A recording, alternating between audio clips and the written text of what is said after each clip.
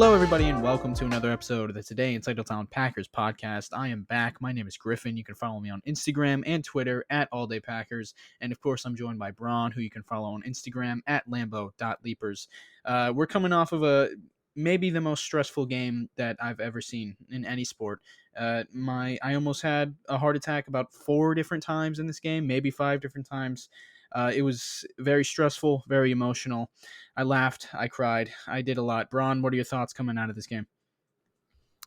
Yeah, you're right. I mean, it was one of the more emotional, stressful games I've ever seen. The amount of times that I thought we won, and then the amount of times I thought we lost the game, just crazy. Maybe the most ever in a single game I've ever watched. So, uh, yeah, it was crazy, Griff. Obviously a lot to dive into, and I'm excited to talk about it all with you. So much to dive into.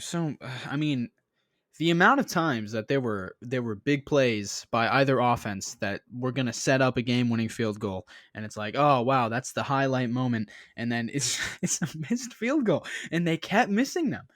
By the end of it, it was just ridiculous. Where do we start with this game? I guess we got to start with Mason Crosby because he missed 4 field goals, I believe 3 field goals. How many did he miss? I can't even remember. I just know He I missed just know it was a lot. 3 kicks. Yeah, 3 kicks and one extra point. So he ended Okay, up so going three 4 for field 7 on goals. field goals. Yeah, 4 for 7 on field goals in that Oh my game. god. Well, the fact that he kicked 7 field goals, that is insane. But yeah, week 5 is the enemy of Mason Crosby because if you remember, Braun, week 5, 2018 in Detroit, he had a similar meltdown. I don't know, man. I try to forget usually. Yeah, we all do. I thought that was in the past. Everyone loves bringing up the stats of since that game. He's been on fire. He's made 27 straight field goals.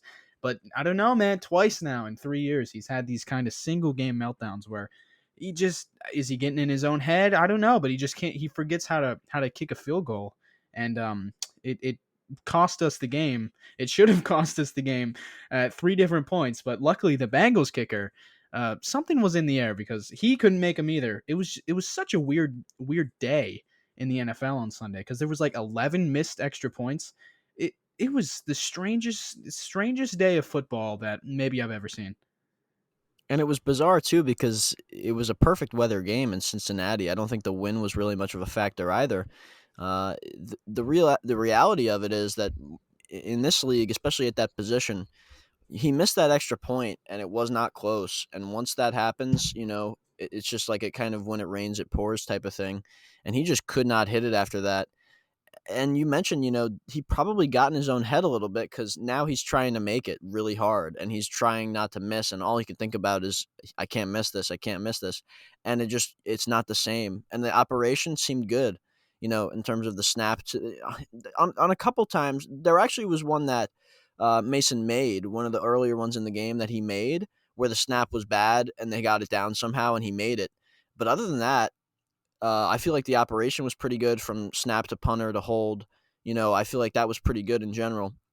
So it was really all Mason, and for him to miss those kicks, obviously we could have lost the game. We should have won the game. I feel like we had it put away at the end of regulation.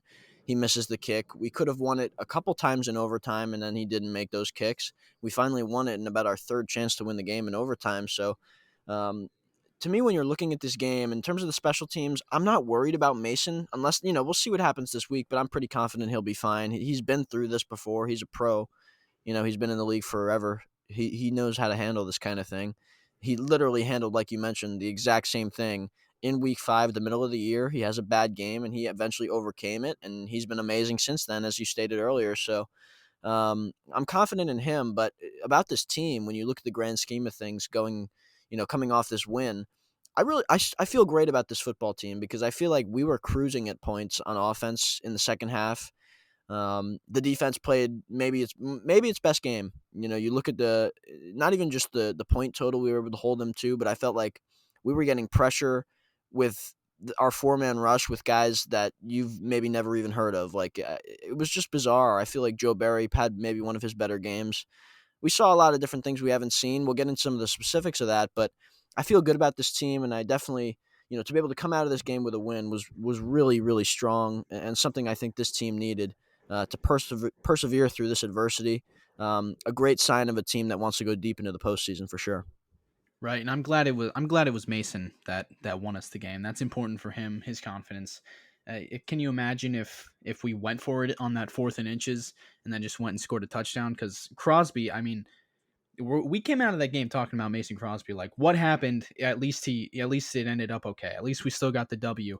But if we went down and scored a touchdown, or didn't get the 4th down and the Bengals won, or if the Bengals kicker made either of those kicks, then we're talking about Mason Crosby in a much worse light than we already are right now.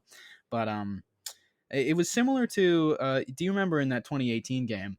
At the very end of the game, I can't remember if it was as time expired, but it was a meaningless game. We were down multiple scores, and McCarthy sent out Crosby just to go kick a field goal, and he made it. And it was just like, okay, that's really cool. That's a good coaching move.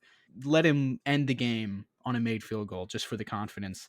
And I'm glad that happened in this game as well, because obviously fans are so stupid, man. Some of them, because it's like every time, both times that this has happened now, fans are like, we got to cut Mason Crosby. This is unacceptable.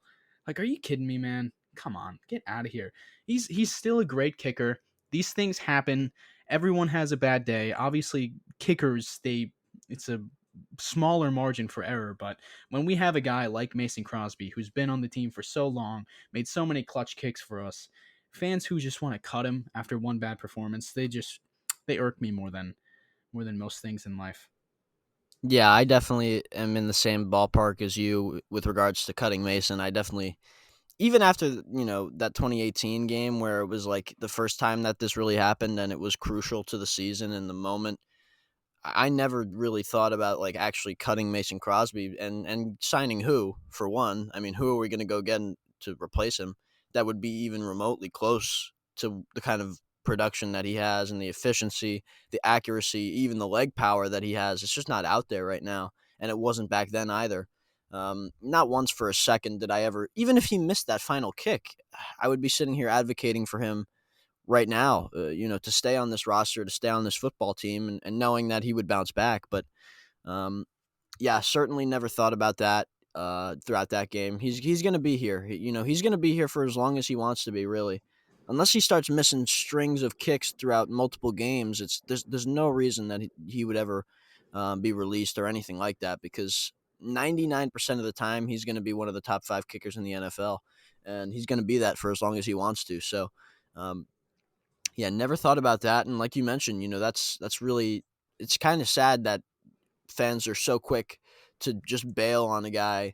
The same way that, the things that happened with Aaron Rodgers this past offseason, they hear these rumors and Aaron hasn't even commented on it or nothing of actual reality or fact has come out about it. And fans are just ready to trade him for whatever reason, and then it comes out that he wasn't feeling all these things and he wasn't saying all these things that people were reporting, and now he's back with the team, obviously. So it's a similar situation there. And you know I always say that fans have to be patient and let things play out before they react, and this is definitely one of those instances.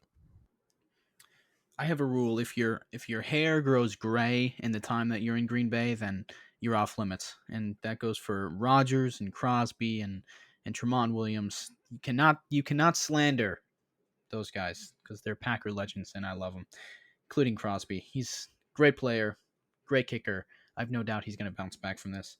Let's jump into the offense here, Braun, because it was kind of it was a productive day. That's for sure. A lot of yards. Rodgers had his season high in yards, 344 yards on the day. Devontae Adams, obviously, monstrous day, 206 yards, career high, but only 25 points.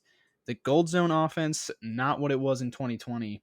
And let's start with Rodgers here, as we usually do. What did you think of Rodgers' performance? Well, when I watched Rodgers in the first half, that first quarter only about, looked like he had, at times there was decent protection, and whether guys weren't getting open or he was reluctant to hit the check down, it was a lot less in rhythm and a little bit more kind of looking for that big play, trying to find something that was, where he's getting off schedule and looking for something a little bit bigger than what's sitting there available. And then other times I felt like he made good plays. There was that missed tripping call that kind of influenced that big 3rd down where he was really tripped, got out of the pocket, looked kind of like he used to have to do a lot, which is get out of the pocket and make a play off schedule. He kind of did that, and I felt like he put a good ball out there at times. The one pick I thought was a not a terrible throw, maybe not a great decision, but I felt like Devontae was kind of being I thought, first view, I thought that was defensive pass interference because Devontae was kind of blocked from behind to be able to ever have a chance to get that ball, which I thought was in a pretty good spot. But then it was picked off anyway, and no call was made.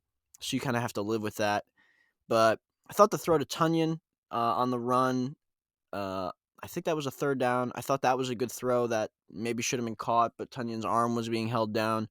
So, there's a lot of factors that go into the way Rodgers was throwing the ball, and we saw as the game went on, pretty much second quarter forward, he went really accurate. He was really efficient. He completed a lot of balls in a row. He was super high completion percentage after that. Um, Obviously had a couple touchdowns. Made a lot of plays to Devontae in the middle of the field. A lot of third down conversions. Him and Randall Cobb were in sync a lot.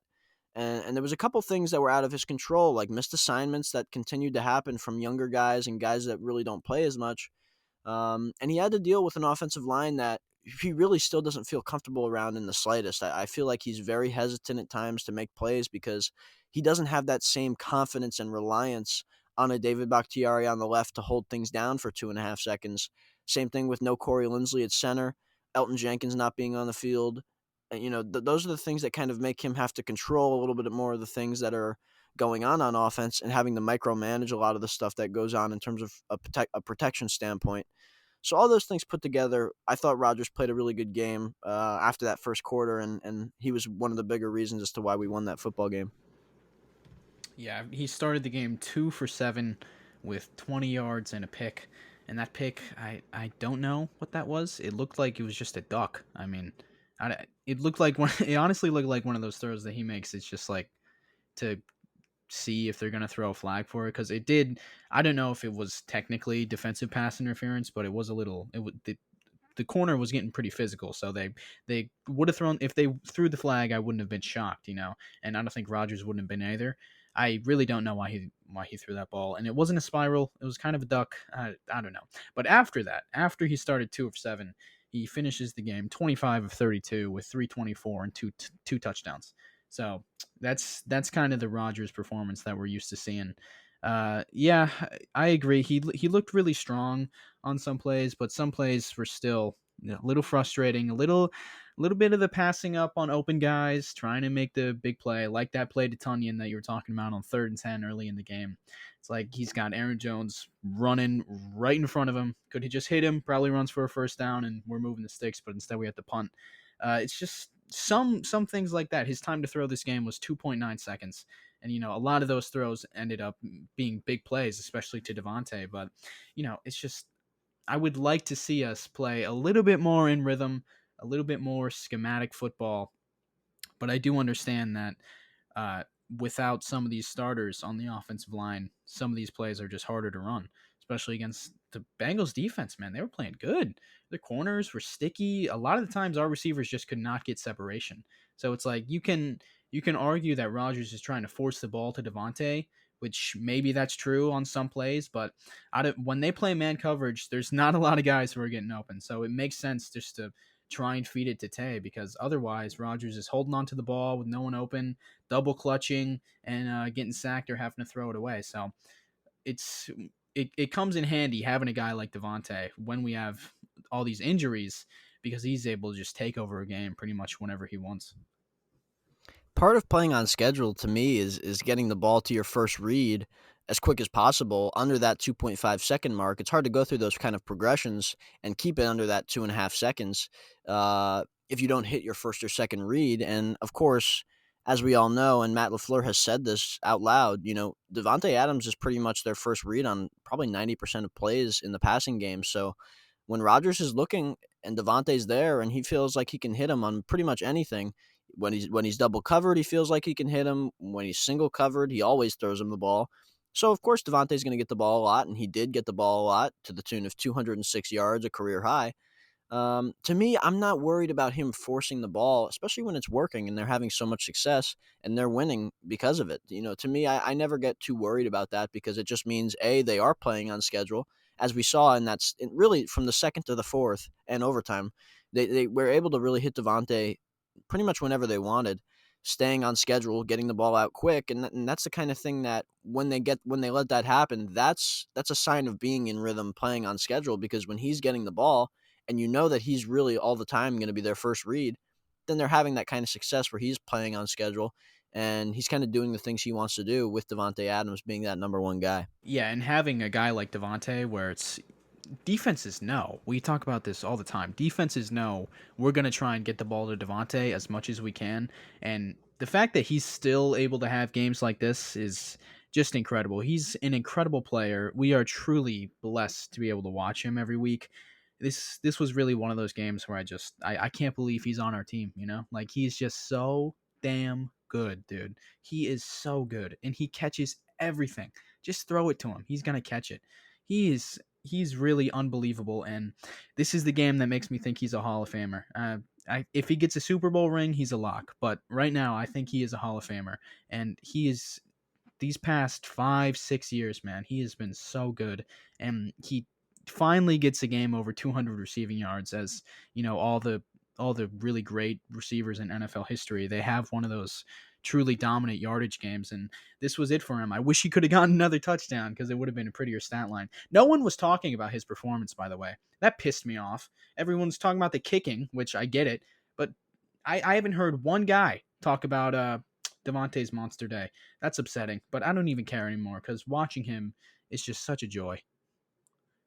Yeah, I mean, he has this lore about him that it's like you can I watch guys on the sideline, coaches telling their players on defense, whether it was the second quarter I saw it, and then the fourth quarter and overtime I saw it twice as well, where the defensive coach is telling them, just watch 17, and you can read their lips and they're saying the same thing, and just don't let 17, don't let him do this. Just keep your eyes on 17. And I'm hearing it and I'm seeing it. And it's just like he has this lore about him that's just it's like Megatron. It's like Julio Jones, where it's just like you have to watch him at all times. It's like what those guys were doing when they were in their primes, playing the best ball, getting double covered on every play. It's like Devontae Adams is getting that same exact treatment, where he truly is just larger than life out there. Like he's just dominating. He's a grown man amongst boys out there. It's not close. He's the easiest top best receiver in the NFL by far. He just put all those things out there, and he yet, like you mentioned, Griff, he's getting double teamed like on 50% of plays in that game against the Bengals, which is less than usual. And he goes off for over 200 yards. He gets a touchdown on a fade route where he's supposed to probably be double covered on that play. You saw the safety shade over pretty late, but I mean, he's got guys all over him. He makes that deep catch, racing past three Bengals secondary players. Doesn't matter if the middle field's open, doesn't matter if the middle field's closed, doesn't matter if it's too high, doesn't matter if it's single coverage, doesn't matter if he's getting triple teamed. He's getting the ball in his hands and doing something with it each and every play that he gets the ball. It's impressive, and he is truly the greatest receiver in this game today. He really is. He, I got the highlights playing right now, and as you're talking, I'm watching him making plays, and it's like, oh my god, he's so good, and it's a credit to Matt LaFleur too, because coming into this game with Devontae, Randall Cobb, and Alan Lazard, who of those guys are you really afraid of? It's Devontae. Cobb had a great game last week, but I mean, come on, Devontae is the guy on our offense, and Matt LaFleur is just able to give him good looks consistently. I mean, it didn't matter who was covering him really, because Devontae had 20 yards on four different guys, but Lafleur just moves him around so well and is always giving him different looks, unscouted looks every week that the defense doesn't know how to prepare for. It's so hard to just say double Devontae on every play when he's the number 3 receiver in trips formation, or sometimes he's on the boundary, or last year he was in the backfield sometimes. Matt LaFleur, when you look over in Arizona with Cliff Kingsbury, and he has DeAndre Hopkins. He puts Hopkins on the boundary like 92% of snaps. He never moves him around. He just glues him to the sideline and says, get open. And that's much easier for a defense to commit to taking him away than it is Devontae Adams, who can seriously play from anywhere. And he's so good that it would be a disservice to only play him on the boundary. And LaFleur is the perfect coach for having a superstar receiver like Devontae. He's almost like just the most lethal chess piece there was. It's like if you introduced a new piece to chess, call him 1-7, and it's just like you just move him anywhere, put him in any spot. He can move all around the board, and he just is automatic checkmate every time you put him in a position to win.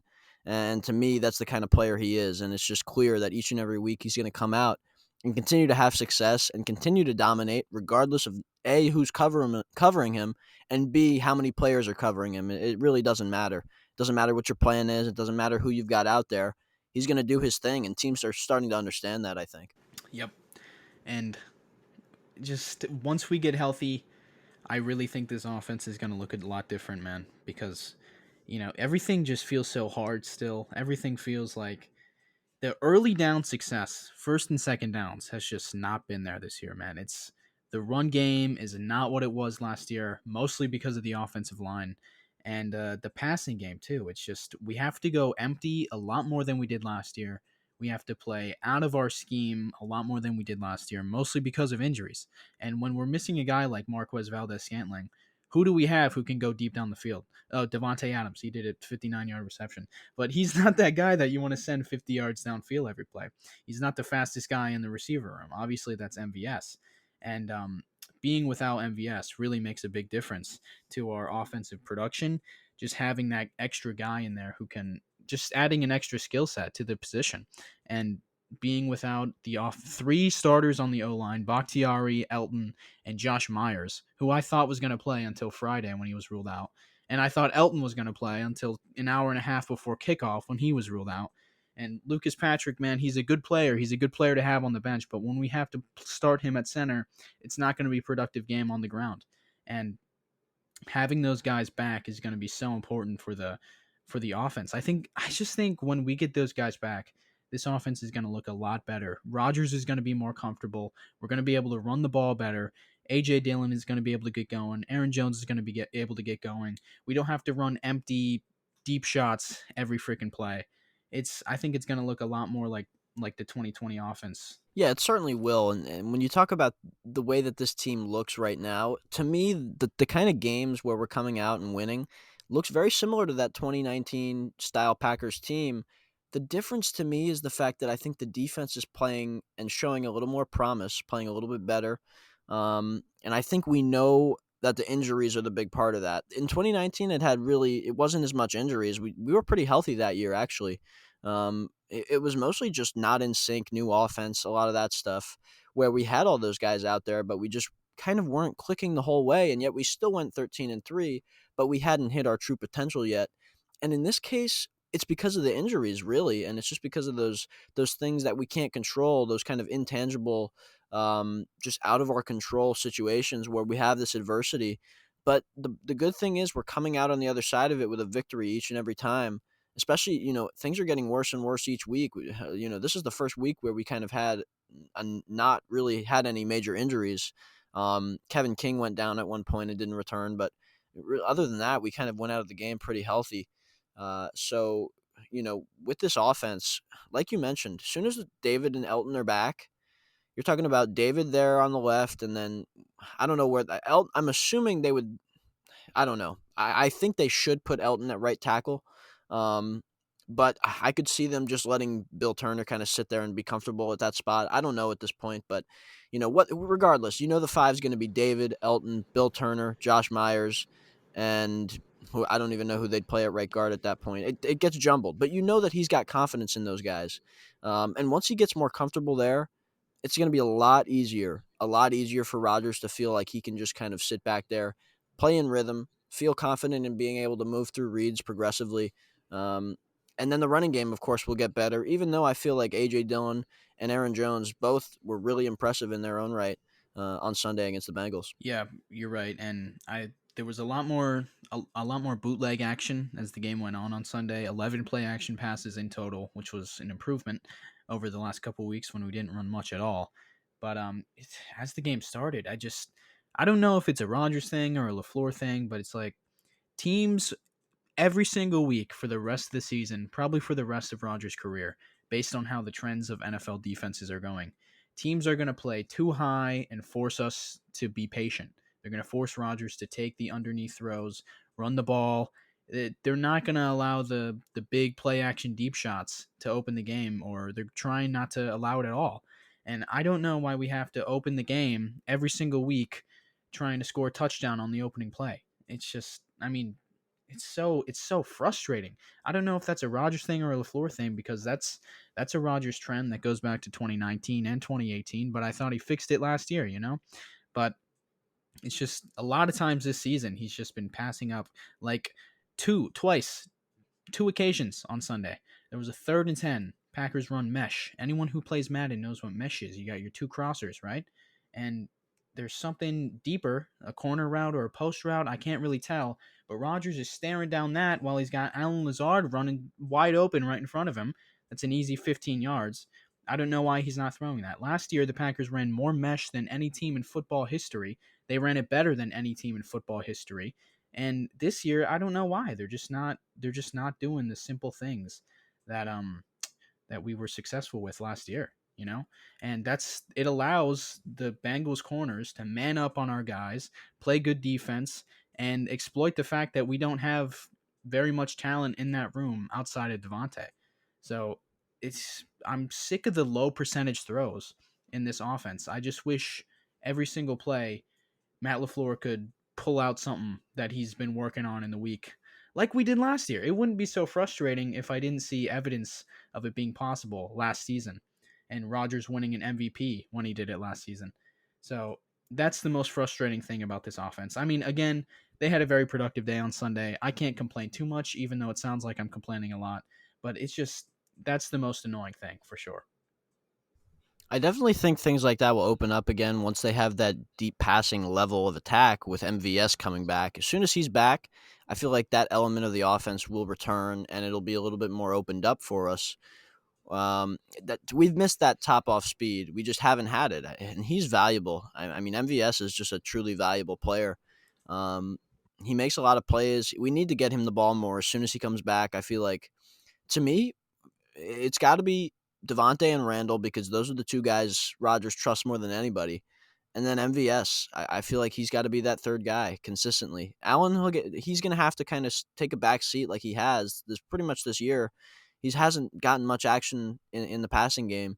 He had one play where they kind of gave him the ball and gave him a chance to run with it. He had a couple catches, I think, but the one play where they really tried to give him a chance, it was obviously designed for Allen, and EQ just absolutely missed his assignment, and Allen got rocked. I mean, he just got rocked, and he's just kind of been doing all the dirty work for this offense in the running game, obviously making a lot of key blocks and stuff like that, but he's just not been involved in the passing game. But he's a great player to have because we've seen him put up games where he's gone over 100 yards. He's had big touchdowns, big moments, big catches. So he's great to have on the bench. Obviously, it improves our receiving room to have him around. But yeah, you mentioned it. MVS has got to come back, and I think that'll help overall improve the offense and kind of bring it back to what we had last year, where we had that kind of top end speed on the field. We have such great role players like Lazard and MVS, but behind them, when we're missing them, the offense it really takes a hit. Speaking of that Lazard play, did you see Rodgers? He chewed EQ's ass out. The play before that, he chewed DeGuara's ass out. He's waiting for Dominique Daphne. He's waiting for the return of the Daphne Duck, our friend of the show. Who would have thought he would be the best tight end on the roster? I mean, Robert Tunyon this year is MIA. He had a nice catch on the sideline on 3rd and 4. That was a good catch. That was probably his second best play of the season. It was like a 6-yard gain. He has 82 receiving yards this year. What's with that? What's up, Tanyan? It's a contract year. Everyone thinks he's going to get big money. 10 touchdowns last year, and he has done nothing this year. And DeGuara, we probably overrated him coming into the year. Jay Sternberger, he plays for Washington now. That's kind of it, you know. I mean, yeah, when you look at the tight end room at this point, we all know that Robert Tunyon last year had a really, really good year. The touchdowns were there. He was productive. He was getting a lot of design plays in the passing game. This year, he just hasn't been able, for whatever reason, to get as much action And when he's getting the ball, it's been bizarre. He's gotten a few pass interference calls on him where he doesn't get those statistical numbers of catches. He's had a few balls that I felt like maybe he could have caught but didn't. But then he has had those few plays where, yes, he's making plays. Like he had that third down conversion, which I thought was a really nice catch and a good throw by Rodgers. It felt like it was one of the stronger connections that those two have had throughout this season so far. We'll just kind of have to see what happens as we move forward. But then, like you mentioned, without Dominique Daphne out there, being a factor in not only the pass blocking, the run blocking, but he is making plays in the passing game as well. Um, to not have him, it's really just Tunyon, and then you mentioned Josiah DeGuara, who's back. He's been, not as good as we would have hoped so far, but he's still kind of easing into his role. Hopefully he gets better. He has to be better in the blocking game. He has to, because that's pretty much the primary assignment of what we've got out there. I thought Mercedes Lewis, pretty much everybody would agree that he had a really, really strong game. Maybe his best in terms of, catching the ball. I feel like that might have been his best game as a Packer. He made a lot of decent plays, rumbling over guys upfield, making conversions, key plays, getting his own run after the catch yardage. I felt like he had a really strong game, and of course, we all know what he does in the blocking game. So he's so valuable. But yeah, the tight end room has to feel. I feel like that has to get better.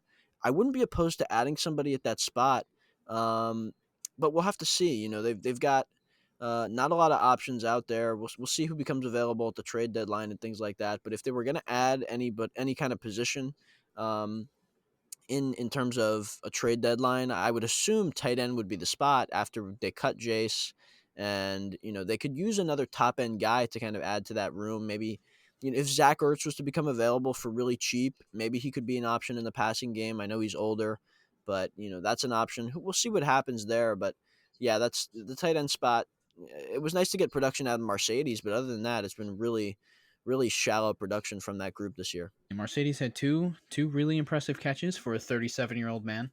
I mean, I love how excited everyone gets when he catches the ball. He's such a great presence on the team. I'm glad we keep bringing him back on these 1-year deals. Yeah, he's such a great guy to have. I mean, you watch that game, and Matt LaFleur is hugging Mercedes at the end of the game as the kick went in. They're standing next to each other, hugging each other, and Matt LaFleur is just he knows that as as one of the leaders of the team, he's kind of just there with one of those locker room guys and one of those guys in the leadership council, right? That's pretty much what it is, but it's also like you made such key plays for us today, and you are one of the true reasons why we won this football game. And you could see it in his eyes as they spoke to each other, hugged each other, almost in a sigh of relief. And it was just like that's a special bond that those two have. And of course, Rodgers and him have that same kind of bond. Really, Rodgers and both of those guys. It's such a strong bond there, and Mercedes is so valuable to this team. And I feel like, it's pretty clear that he's going to be, whatever we're doing this year, he's going to be a part of it on and off the field. I agree. DeGuara, he's got to step it up on that play that Rogers chewed him out. He was in RPO. Pretty sure he was supposed to run an out, and he ran a slant, and Rogers was visibly unhappy with that. And Rogers is the last person that you want to be visibly unhappy with you, because I think immediately after he left the game, and the tight end behind him, who I'm gonna be honest, I had never heard of, and I can't remember his name, but he came in, and I was like, "Who is this guy?" Wow. DeGuara, he's got to step it up there. He also chewed out EQ. Speaking of EQ, I don't think he has a role on this football team. Last week he had a drop. This week he had 2 missed blocks on wide receiver screens.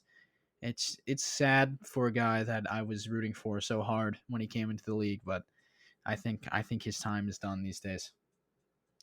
I mean, think about when he got cut. I did not expect them to bring him back. I was surprised that they brought him back on the practice squad, especially like to be able to cut him. I feel like, and he's playing. He's playing like minutes for us. I was just surprised that we brought him back, and now he's been elevated 2 weeks straight, and he's played. Like he's actually been on the field when we've got a guy like Amari Rodgers who has played. He's played too, but those snaps could be taken by Amari as well. Whether he's really ready or not, I feel like he'd probably be a better option at this point to play a little bit more than EQ. Like I feel like he could take his snaps, but you know, We'll have to see. I mean, I don't expect him. Once MVS comes back, I think EQ is straight back to the practice squad, kind of sitting there in case of an injury. I like his presence and depth, knowing the offense. He's been here. He has played with Aaron. He's made some plays when he was younger. He was making more plays, but he's just comfortable in the scheme and everything. So it's nice to have him around. But other than that, I think it's time to kind of get more guys on the field until things get really out of hand in terms of some kind of injuries or something, if that was to happen. But yeah, I think Amari is probably the better option to see more snaps there at the receiver position. Amari, why did they even draft him at this point? He's MIA too. I mean, you can't give him one touch. You can't scheme something up for him. Every freaking punt return, all he does is run sideways or backwards. I'm sick of that. I would put someone more dynamic, or not more dynamic, I guess, because Amari's a pretty good athlete. But uh, just get him some snaps on offense, man. Every play he runs a jet motion. It's so annoying. That's all he does. He's just the jet motion guy. He never even gets the ball. Last year, Tyler Irvin, he got the ball sometimes. You know, Yeah, that I was just gonna say, like that's Tyler why it Irvin got the works. ball. Yeah, that's why the defenses think, oh, he might get the ball here, but no, not with Rodgers for whatever reason. He's just the decoy on every single play. I'm sure one of these he'll get it. Like I feel like he'll get it one of these times, right? Or he'll get something in the passing game. You'd think. I mean, they gave Kylan Hill the ball. I was surprised by that. Yeah, they schemed up a screenplay for him, a That's delayed screen. That was something they'd exactly. work on, and it I was was for like, Kylan Hill. yeah, is I was wondering if this was the game that they were just gonna like release Kylan Hill or something, like, and then he didn't play again. It I was was on like, the because it was second so play. early. It was It so was on the early in the second game. snap. I was It like, was "What's so going on?" early. I know. I was like, "What is he doing out here?" I couldn't believe that they put him in the game this early. I was like, "What?" Either something went wrong in pregame, like warm-ups with AJ or whatever. Like, I didn't know what was going on, but It I was thought they were gonna like put him in there and keep him in there. it was a play they must have practiced like a bunch of times because it was a fake bubble screen to the receiver and then a dump off to Kylan Hill, a middle of the field screen. I mean, you're scheming up plays for your undrafted number 3 running back, but you can't find ways to put the ball in Amari Rodgers' hands? Come on, Matt. Come on, man. He's pooping Yeah. on all our fun. Yeah, he is. I mean, that's one of the things he always says it every week that he's gotta be better, but, like, it's true, like, there's there's always something he could be doing better, and just like everybody, just like Aaron Jones, just like everybody. But one of those things definitely is trying to get those guys involved. I feel like he always says it's a good problem to have, and that's true, but at the same time, that's looking at it from a coach's perspective, but in terms of facing the other team, it is a problem because you've got these guys that are becoming decoy like players that teams really know aren't going to get the ball on a certain play. And that's a problem because then you're looking at guys maybe who, let's say Amari's out there and he starts in the slot and then he motions and the guy's just like, I'm not even going to cover that. I'm going to respect it. I'll go with him, but I'm going to be looking at the run the entire time because I know that's going to be a fake motion and it's not going to actually be anything in terms of some kind of jet package there. And that's the kind of stuff that happens, and all it takes is one little advantage for the defense to come up with a better stop. And that's the kind of thing that's going to happen and has started to happen, and why the running game has been, that's just one of the reasons why the running game has been a little bit less successful than it was last year, excuse me. Yeah, it helps. It helps in the run game more than the pass game because at least it gets the second level defenders to jump over a gap. But in the pass game, it's like why even bother covering it because it's not going to him.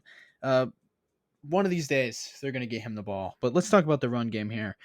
Without Elton Jenkins, without Josh Myers, it really took a hit. Lucas Patrick, he's all right in pass protection, but in the run game, he does not have it. And right now, all of our rushing production is all due to the running backs. AJ Dillon, Aaron Jones, the two AJs, they had a great game. Combined 115 yards after contact, which is I don't know if it's a season high. It's got to be. I feel like every single yard that they gained was hard earned. They earned each and every single yard they got. Nothing was given to them because even the 57 yarder that Jones had in the fourth quarter, that was like a 3 yard loss, and he avoided like 7 or 8 tackles on that play. He just went full beast mode on that one. AJ Dillon, he had one like that where even the cameraman thought he was stopped short in the middle of the offensive line. And he kind of snuck through and gained 10 or 11 yards. All both of those guys, they're great. AJ Dillon, by the way, really good in the receiving game. He had his first receiving touchdown, about 49 yards on the ground or through the air with 4 receptions. He's done a good job at replacing Jamal Williams' production. Love you, Jamal. There's no replacing Jamal, but on the field, AJ Dillon's done a nice job. I thought the running game was pretty solid. I feel like we saw in most aspects, I feel like we really saw how those guys did a little bit of everything and could kind of they're both so versatile and they can do so many things. And we saw AJ Dillon's hands here in this game and how he was able to catch the ball and make plays after the catch. You know, collect a lot of yardage. He had that touchdown from Rodgers in the passing game. I mean, really good to see him get involved there. I feel like that's another element of this offense that we haven't unlocked yet. Really, and I think we did a good job of really getting that kind of set in motion to be able to do that moving forward. Specifically, AJ Dillon, he's becoming a very dual threat type back, kind of in the same way that, not in the at the same level, but in the same way that Aaron Jones is. I feel like Dillon is kind of developing into that as well, and they're both rubbing off on each other. I feel like Jones runs harder than ever and is so much stronger in there, and I think AJ Dillon's kind of rubbing off on him in that regard. And then the same thing goes vice versa. I feel like AJ's elusiveness, Aaron Jones' elusiveness is kind of rubbing off on AJ. So that duo is truly thunder and lightning, and they're working better together, and it's really helping the offense. Yeah, they would do much better with a better offensive line. Corey Linsley, I miss him so much because these early down run plays, they are not working. There are way too many third and longs on offense. That's one of the biggest differences between this year's offense and last year's offense is last year we faced a lot of third and manageable. This year it's every series feels like a minimal gain on first down, incomplete on second down, and then we're staring at 3rd and 9, and it's throw it to Devontae, hope he can get open. Hopefully, everything comes back to the O line, man. Once they get healthy, hopefully this rushing offense can really start to improve because right now it's living and dying by how far AJ Dillon's legs can take it. I feel like as a play caller, Matt LaFleur has kind of, and I think the same thing goes with this offense overall. I think they understand if they get into trouble early, it's been a lot easier and a bit more smooth transition for them to kind of get back to their roots and start finding shorter plays, utilizing the run game. I feel like they're working on the timing of when they need to kind of run or when they need to really hit a short pass. They need to find they're finding it, to the point where if they start out slow like they did against the Bengals, they're working on being able to come back and get back to the things that they know will win them the football game and not getting too anxious about being down early or struggling and not scoring on the first drive. We saw that, they did not score on the first drive this week and they got the ball to start and then they still won the game, and that kind of clouds our debate that we always have about whether they should, take the ball or whether they should defer and get it in the second half to try to double up. We just won while getting the ball, not scoring, having the Bengals score. I mean, it's bizarre, right? So, but this is one of the things where they came out not doing great. They did a lot of the things that we always say, that's the key to when they're going to lose a game. If the offense is, they're not converting on these third and longs, then they started getting into spots where even when they were getting in the third and longs, they were converting. But most of the time, it was a lot more third and manageable in that game. And it was a lot of running the ball at the right time, hitting the short pass at the right time, finding the easy completion, chucking up yardage, and just getting what they could. And they're finding ways to understand how to execute that before it's too late in a football game and then still win. So to me, that's showing progress from LaFleur, Rodgers, and company. Everyone else kind of finding the way to not get too caught into any traps and to be able to come out of a bad situation and work it out and end up winning the game like we saw on Sunday. Yeah, that's a good way to put it. Usually, when games start with a punt on our opening series and then the opponent's able to score first, it usually doesn't end well. But they remained resilient and they actually got off the plane this week, which helps because for a while there in the first quarter, I thought it was one of those games where they didn't get off the plane, and Rodgers is going to talk about how he didn't like the energy. But luckily, they came back and they fought back. Last thing on the offense I want to touch on here, Bron. What's wrong with the red zone offense? I mean, if we're talking about differences between this year's offense and last year's, red zone, the gold zone, what happened? This is Nathaniel Hackett's his specialty. He loves the gold zone. They're the best red zone offense in football last year with all these creative plays. Big Bobby Tunyon, he had a bunch of touchdowns, less than 5 yards. He was a weapon. But this year it just feels like run up the middle. I mean, especially on Sunday, it was like, why are we running up the middle so much? We don't have these interior players who can block the Bengals. I don't know why Matt kept going back to it, but and then it was just go empty and like the sideline sprint, try to fit it in a tight window to Cobb. Like why are we doing this? Why can't we have some creativity like we did last year?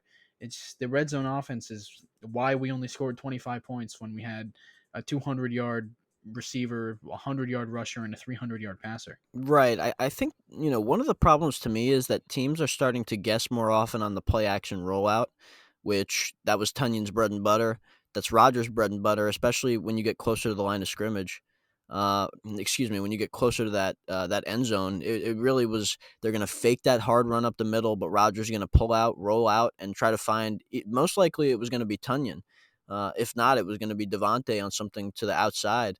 And they just haven't hit that this year. It just hasn't been there. Teams are really they picked up on that. That was Green Bay's best play on offense for the longest time last year.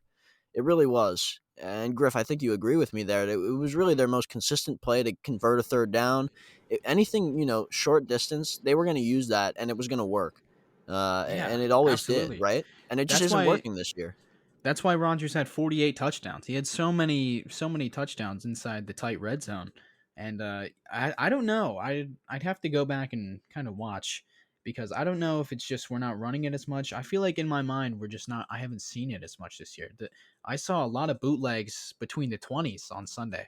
A lot more than I've seen uh, at any point in this season so far. But in the tight red zone, it feels like we're just trying to go five wide or tight formation and run it up the middle. And maybe teams are just covering the rollout better, and we also don't have the tackles to block for the rollout. Josh Nijman probably isn't the best guy to have on at the left tackle spot when we're rolling to the left. He's certainly not David Bakhtiari. It's a lot of little things that just go into this offense, and it's teams, man, they have a whole offseason to look at what we did. We were the most successful offense in football last year. Every team has given us their best punch every week. Every defense we face is hours of film study, hours of scout team work, and that's what happens when you lead the NFL in points per game, and you have a quarterback who wins MVP and throws 48 touchdowns. Um, teams, they're just defending a lot of our stuff much better this year. You're right. Yeah, you're right. I think it's a lot of it is like we are the team that everybody was looking at on offense last year because we were number one in everything. We were scoring over 30 points a game, leading the league in obviously those categories and having the MVP. It was a lot of new stuff. It was Matt LaFleur, the young head coach, all of that. Nathaniel Hackett's blending what he's done. It was a lot of stuff that not a lot of guys in the league were doing, and now teams have picked up on that. Defenses have picked up on that. Um, the things that we're doing are more prevalent across the league, so defenses get a chance to see more of that stuff. And it's just like that copycat league thing you always hear about. It's true. It kind of holds true. Now Matt LaFleur, Rodgers, Nathaniel Hackett, Luke Getsy have to get a bit more creative, finding ways to add different elements to their offense that work to the point where they're able to be multiple and have some of those things that still they have to disguise it better. Really, that's the true nature of it is they have to be more disguising with some of those calls in order to be able to execute their offense and do what they want to do, but not have it be something that they've seen before or something that they've seen on tape or just by the look of the play.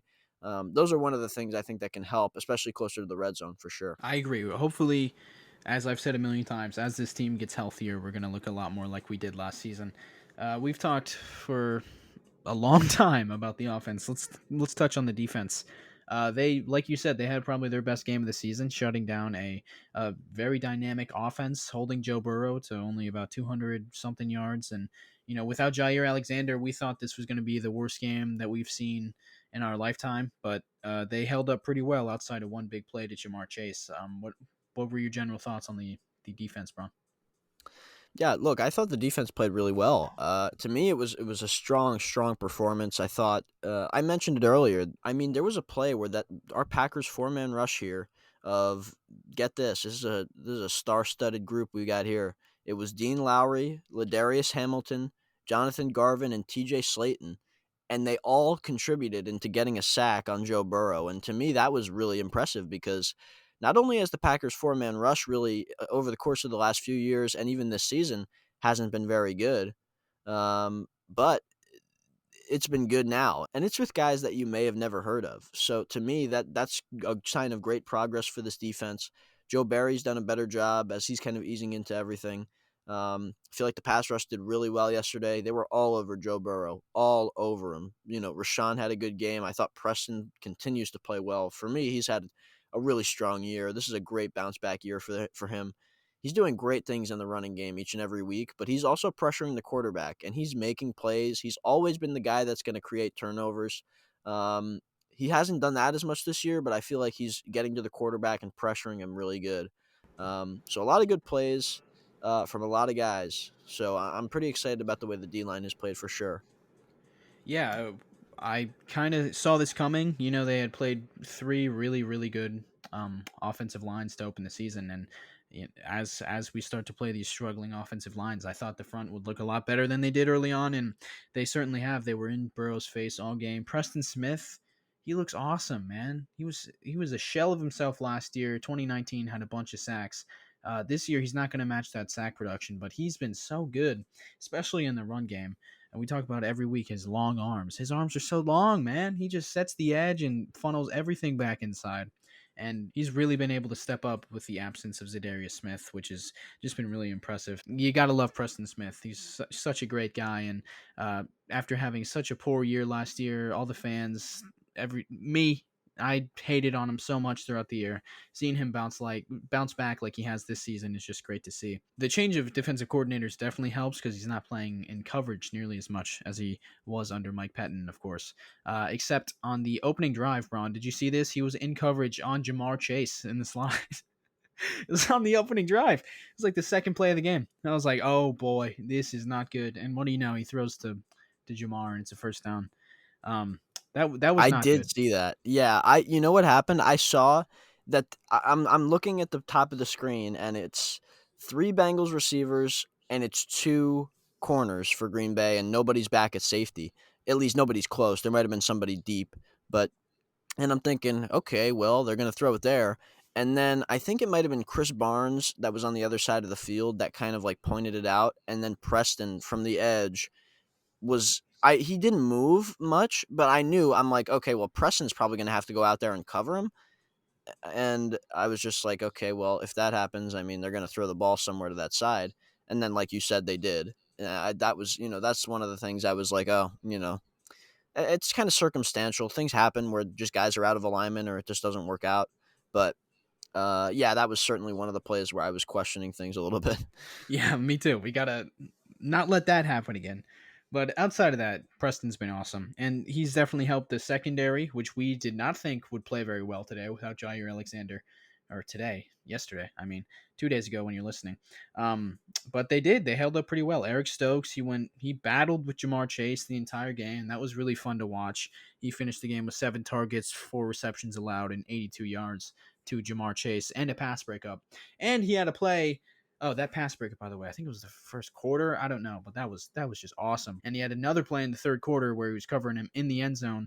And if he was in a little bit better of position, he would have had a pick, but he was just a little bit late. He did get a hand on it though, and he played really well. And Kevin King, who we were very worried about, but he played really solid. He only allowed 17 yards. He made a bunch of tackles. He had one tackle that he just kind of threw his body at the guy, like we're used to seeing from Kevin King. But outside of that, he on the first play from scrimmage for the Bengals, he had a really strong tackle for a gain of 1 yard or something like that. And it was just a really good game from Kevin King. It helps not having Jair on the other side because Jair, he's going to lock down whoever he's covering. So the quarterback's just going to look at Kevin King. And so it was beneficial for him to have Eric Stokes rather than Jair on Jamar Chase. But both of those guys, I was impressed from what I saw from them. And I just wanted to quickly touch on Devondre Campbell because he has just been phenomenal. He had that huge pick in overtime, which really, it wasn't a crazy impressive play or anything. It was just, he's always been able to get around the ball, make big plays, create turnovers, he's scooping the ball off of fumbles. He's got multiple picks already, and it's week 5. I mean, this guy is just so impressive. What he does in coverage, it's like I have never seen it in Green Bay. I mean, I haven't seen it. Maybe Clay Matthews was the last guy to, be as dynamic as Devondre Campbell is a middle linebacker, when Clay went there for a year and was a Pro Bowler at that spot. I mean, Devondre has just really been exceptional. I thought Blake Martinez was a good player, but the level of difference that it is in coverage is like it's not close. Devondre is just playing out of this world compared to the guys that we've seen at that spot. Um, I thought Chris Barnes had a really good game. His one blitz, we all saw that play. I mean, that was ridiculous to be able to get to the quarterback, shake off the running back who was in there with a little block there, and just absolutely demolished Joe Burrow. Great play for Barnes as he came back from his injury. And I love that room right now because we just added Jalen Smith. Devondre Campbell is becoming a true leader for this team. He's calling the plays. I'm just really excited about that group right now. We haven't talked about Jalen Smith yet, Griff. And obviously everything that went down with the Stephon Gilmore situation. And we can get a little bit more on the defense as well after this, but I do want to ask you what you thought and what you think about the way that we've added to the room at linebacker and what we possibly need to do at cornerback moving forward, or if there's any other positions where you feel like we need to add more talent, or if you're satisfied with those groups. I'm satisfied with what we have. I mean, if we're gonna add anything, it would probably be another corner. Stephon Gilmore, that would have been nice. That was a crazy day, by the way. We should have done a pod that day. That was like insane. Uh, from Stephon Gilmore to Rasul Douglas to freaking Jalen Smith, it was all over the place. But uh, Devondre Campbell, he is so good, man. It's so nice not having to worry about that position. Middle of the field, I'm okay with what's gonna happen there. And he's Campbell, man. He's just so fun to watch. On that play that Burrow got hurt, Burrow rolls out to the left. He's scrambling, and Campbell just takes off for Burrow. But then the running back, who's kind of to the left of Burrow, takes up the sideline, and Campbell just flips his hips and runs right with him. And so Burrow has to tuck it and run. And obviously Darnell makes a great play there. But he's making those plays all over the field, and he still only has 2 missed tackles on the season. He's been wrapping guys up, bringing them down. He'll allow a catch, but he's running right to you and keeping everything in front of him. And he's just been so good. And him and Jalen Smith on passing downs, dude, I don't think anyone's going to be able to throw over the middle on us, which Mm-mm. is very unpackers like. On his interception in overtime, I have absolutely no idea what Joe Burrow was thinking there. Literally threw it right to him. He threw it right to him. I don't know what he saw, but at least Campbell made the play because I'm sure there's a bunch of linebackers in Packers history who would have dropped that one. Yeah, I don't. I literally watched that play, and once they got the ball, and it was pretty much okay. We want the ball, and I was like, oh, this is disgusting. Like we just gave the game away. We had the game won. Rodgers did what he did in San Francisco. He got us in that spot with Devontae. We kicked a field goal and missed it. And now the Bengals have a chance to win in overtime. And I was like, against this defense, like it just was like a storybook way for us to lose. And then first play of the overtime, and we've got the ball back. I'm like, okay, we're gonna win. And then of course we missed the kick, and then we got the ball back when they missed the kick. It was like literally the emotions of that game I will never get over. But that pick, yeah, that pick was certainly like it was just perfect. It was perfect for that weird game that we watched. Like it was just I think he wanted Boyd to do something different, but it was like about 10 yards probably from where he was. So Yeah. it looked like Devondre was like the lead receiver on that play, so it worked out well for us. Campbell literally ran the route. That was awesome. And Dynamic player. the run after the catch was nice too. He got us in a good spot. Yeah, you So got that yak. Yeah. thanks, Joey. Yeah, Um, appreciate it. I think on early downs, if in our base package we could run with Campbell and Chris Barnes, who's showing to be a good downhill player at linebacker, and then on third downs we bring in Jalen. I think that's going to be a good tandem there, Campbell and Jalen Smith. Obviously, Jalen Smith not quite the player he used to be. especially in run defense. But in the pass game, he's still very effective, and he's very fast, still very quick. It's gonna help having those two linebackers in the middle there. I honestly I didn't wanna get too excited about the Jalen Smith signing, but honestly, like, if he can get even close to what he was as a Pro Bowler, like, I thought he's played okay this year, like, but then again, this is also in Dallas, and we know what goes on that side of the ball for most of they've been pretty bad on defense the last several years. They're better this year, but, I mean, he's been a bright spot for them, and he was one of their captains. Like, he was one of their true leaders on that football team. He's going to bring more than what he brings on the field. He'll be an influence in the locker room, one of those guys that it's a veteran addition. It brings like an excitement, it brings a championship quality to bring a guy like that who has been in the Pro Bowl, and he's not far removed from that. He hasn't been hurt since then. Like, I feel like there's a lot of room here. Like, Devondre Campbell, like, listeners here, like, listen, like, he was not very good. You hear Cardinals fans talk about, he was bad for us. I don't know how he's been good. Same thing with Atlanta. He wasn't very good in Atlanta. You hear that all the time. But I don't know whether it's Joe Barry or the system or just, the age of Campbell. Kind of, maybe this is the perfect spot where he's coming into his own and playing better. I don't know what it is, but I certainly think Jalen Smith could get back to the Pro Bowl level he was at if Devondre could come out and be a guy who was signed on the street for the minimum contract. I think Jalen can come out and play just as well, to the point where maybe it's those two guys playing a lot of snaps together. Maybe Barnes is the guy. He is an undrafted kid. Barnes is good. He's a nice player for us, but he was undrafted. I think it wouldn't be bad to have him as the third guy.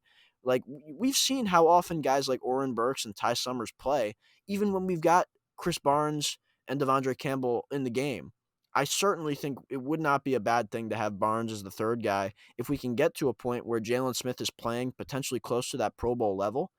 I don't think it would be a bad thing to have Jalen and Devondre as our two studs in the middle, similar to what the Bucks have. I mean, like, not obviously those guys are young and fast, and Levante David is the older veteran, and Devin White is that sideline pass coverage guy. I feel like the Packers could have that similar tandem of like elite middle linebacker play that can dominate a game. That's what I'm hoping this signing does, and I think the Packers have hope that they could get that as well with this move. Yeah, well said. It's hopefully Joe Barry. He's an experienced linebackers coach. Hopefully, he can turn Jalen Smith's career around just like he did Devondre Campbell. Um, I just touching more on the defense here. I don't know why people are acting like Joe Burrow had a good game. I don't know why that's the consensus here, because he really didn't. If you take away that Jamar Chase touchdown, obviously that counts. But if you take that away, he finished 25 of 37 with 211 yards, which is 5.7 yards per attempt, a touchdown and two picks. One of them being one of the worst throws I've ever seen. So I don't know why people are acting like he kind of diced us up. I mean, he's got a pretty bright future, but just annoying when we come out of that game and it's like, yeah, I don't know. Just, he did not play that well. And that Jamar Chase touchdown, that was similar to the one that Jair got beat on last week on the opening drive for Pittsburgh. It's like, just an inch away from being a pass breakup and a great play, and it's 6 points for the opposing team. Very frustrating there. Yeah, I don't know what you think of the safety play, Griff, but I feel like at times it just hasn't been as good this year as it was last year. I feel like Darnell is playing a little bit better. I feel like Amos, he he's not playing as good as he was last season also. Um, there's just something, I don't know. I don't know exactly what it is. Maybe it's the new system, but I feel like they're both coming into their own now. Darnell, closer to the line of scrimmage, when he's making those plays in the running game and those short yardage passes, like, that's where he lives and breathes and just has so much success. And Adrian Amos is kind of in a similar spot where he could do those things too, but when he's back deep, he's a sure tackler. He's doing great things in the running game as well. Like, those guys are finally starting to get into what they were doing last year, and I feel like this is the first time we've seen both of those guys have a pretty strong game. So that was good to see. Yeah, Amos, I don't know if I'd say he had a strong game. He had the pick. That was a nice pick. But he doesn't look like the player he was last year, and he just seems out of position a lot of the time. But hopefully that can change. Obviously, safety isn't a huge isn't a huge, important position on the defense. It's one of the less important positions on defense actually. So it's not like an average player there is really going to harm the defense. I'd say he's above average still. But I just don't think he's quite the player he was. And Darnell, I'd like to see him in the box a little bit more. I'd like to see him used differently by Joe Barry. Just get creative with him because he teleports all over the field. He did that in college and he's done it his entire career. He's such an athlete that I think it just if Joe Barry wanted to, he could have a lot of fun with Darnell Savage, and hopefully we see that more as the season goes on because that tackle he made on Joe Burrow, obviously hope Joe Burrow was okay, but that tackle he made was literally insane. The way he just flew over to him and made the tackle short of the sticks. Yeah, I agree, Griff. And with that, let's kind of transition into what will be should be a good game versus the Chicago Bears this coming Sunday here. Obviously, a divisional matchup against the 3-2 Bears. We're 4-1, so this is going to be a big game, not only for right now but for the division moving forward. So, give me your first initial thoughts on that game and what you're looking for as we approach that Sunday matchup. Well, any game in Soldier Field is not a gimme, but this Bears team is not very good. They beat the Raiders. I hate the Raiders. I hate Derek Carr, man. He always gets me. Every year he gets me. He gets everyone. Everyone. He has a really good few games at any point in the season. Everyone's thinking finally turned it around. He's finally got the pieces around him, and then he poops his pants against the Bears, dude. Come on. Justin Fields, he didn't look that good. He threw his first touchdown, only had like 100 yards passing.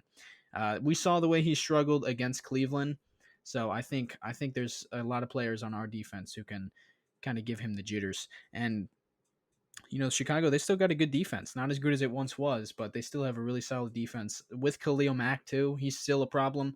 So hopefully the offensive line, hopefully Elton can get back and Josh Myers. That would be great because we're going to need all the help we can get against Khalil Mack. But I think this is a game that we should win. I think we're definitely the better team, but like I said, man, it's an NFC North game. Anything can happen, and it's in Soldier Field, so it's never going to be automatic. Yeah, of course that Soldier Field divisional matchup. It's always it's going to be close. It's not going to be a blowout, I don't think. But um, yeah, I definitely think Chicago's not as good as their 3-2 record, and that doesn't sound like that's not a great record or anything. But I just don't think Chicago is as good as maybe some other people think or as their fans think. Just because the quarterback thing. They have a rookie quarterback. It's not going to be easy. They're not going to do anything this year. They know that. Um, the uncertainty at quarterback over the past several games has kind of put them behind the eight ball in terms of kind of developing their offense and getting their chemistry. Matt Nagy is still the worst head coach in the game, probably.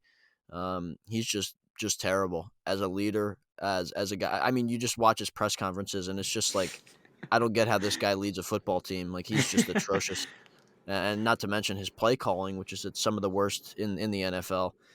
Chicago's offense is so hard to watch, especially with some of the guys they're trotting out there each and every week. Um, that offensive line is bad. Their running game has gotten better, but they also just lost David Montgomery, and he won't be playing in this game. He's on IR. So, uh, to me, the scheme is probably one that's going to be easier to take advantage of from our defensive standpoint. Um, so I'm looking forward to this game. I feel like this is a great chance to separate ourselves in the division. If we win this game, get to 5-1, Chicago's at 3-3 in second place.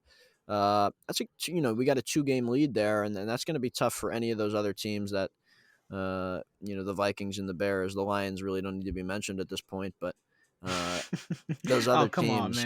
man. I mean, they're 0-5. Head coach is crying. I mean, I don't know what we can say about them anymore, but even the Vikings are really just a bad football team. The Yeah, they're Vikings bad. almost lost to that crying head coach. So I mean, Yeah, yeah, man.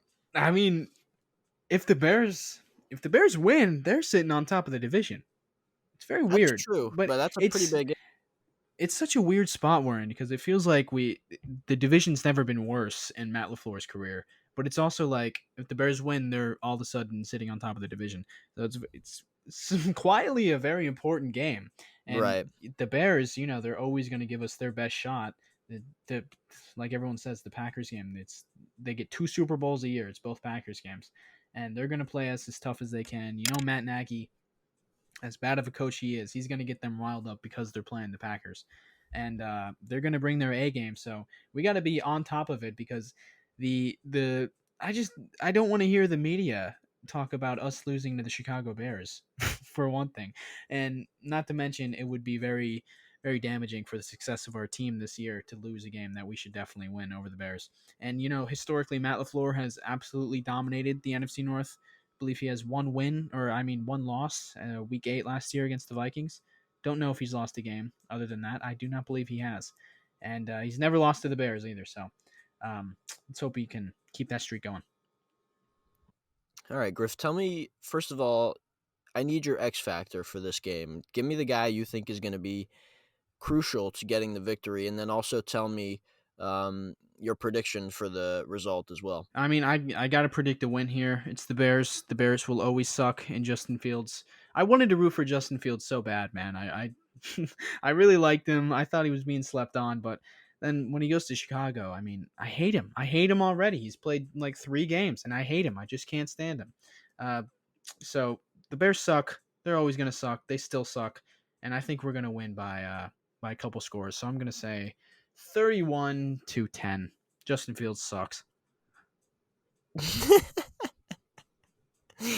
Wait, Griff, did you say an X factor? I wasn't listening at the beginning. No. Can you? Okay, I'll give can you? I'll give you an X factor. Um Give me Preston Smith. I think he's gonna terrorize Jason Peters. Is he still playing left tackle for the Bears? I believe he is. I think he's gonna give Jason Peters, old washed up Jason Peters, more than he can handle. Yeah, Griff, I kind of agree with you in terms of that score. That's a pretty good score. I feel like it's gonna. I don't know. Maybe it'll be closer. I'm gonna go with something a little bit closer. I'm gonna say 29-23. So I'm giving us a 6-point win, but we're not going to hit that 30 mark that I feel like we'd like to hit just because it's a divisional game against a pretty good defense. That's a good defense there. So I'm going to give us just that 29 mark. And for me, when I'm looking at an X factor, it's got to be what's going on in the middle of the field with Devondre Campbell. I feel like, that's kind of an easy answer because of how well he's played. But if Justin Fields is going to be running the ball at all, a lot of the time it's going to be Devondre's responsibility to make sure that he's gotten to the ground and he's not getting upfield running with the football. So I think if he's able to kind of manage that, not even in just a spy role, but if he's going to do any kind of thief action from the middle, just to be there and to execute that kind of zone type work, whether he's in a man and he's kind of sitting in the middle of the zone, or he's just going to be that spy. Any kind of man coverage stuff, I feel like he's able to kind of execute in his own and be there in case Justin Fields tries to run. He's going to be crucial in stopping that. So for me, that's the key to winning this football game. I just watched the throw to Cobb in overtime. Oh my god, dude. I can't believe it. I can't believe Randall Cobb is playing for us. I can't believe Rodgers. He's so good. The way he laid on the ground. He's so good. All right. I guess that does it. Cleared the outline. Went through every note I made. I believe you did as well, Bron. So that's going to do it. We've been recording a very long time. It was a very eventful game. Lots to talk about. So it's pretty fitting. Thank you for listening. If you're still listening, it means a ton. Please consider subscribing on Spotify, iTunes, why not both, and YouTube. Like the video on YouTube. Share it with your friends and family. Rate us 5 stars.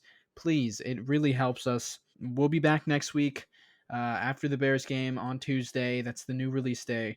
Every Tuesday, today in Titletown. Make it your Tuesday podcast. Please share it with your friends and family. Leave a good review or a bad review. Just tell us what you think of the podcast. It helps a ton. Thank you so much for listening. You can follow me on Instagram and Twitter at AllDayPackers, and Bron, you can follow him on Instagram at Lambo.Leapers. Follow the podcast Instagram and Twitter at Today. Twitter is Today Titletown, right?